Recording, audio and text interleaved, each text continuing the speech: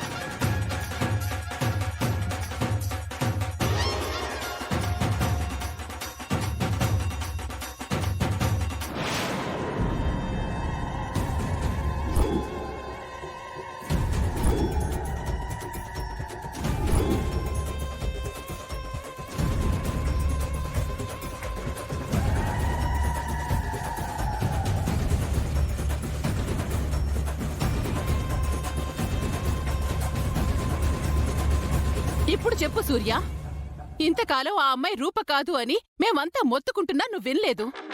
కేవలం వినకపోవడమే కాదు, ఆ అమ్మాయి రూప కాదు అన్నందుకు మా మీద కోపడ్డావు కూడా. కనీసం ఇప్పటికైనా తను రూప కాదని నమ్ముతావా సూర్య?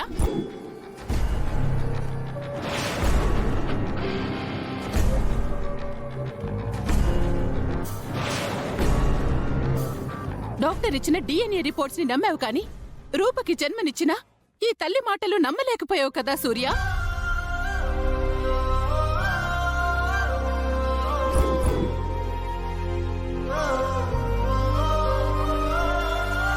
కన్న బిడ్డని గుర్తుపట్టడానికి కన్న తల్లిని మించిన రిపోర్ట్స్ ఏముంటాయి సూర్య? మనకి ఏమీ కాని అమ్మాయిని నెత్తిన పెట్టుకుని మన కన్న బిడ్డ అయిన రుక్మిణిని దూరం పెట్టావు, తిట్టావు, కొట్టావు.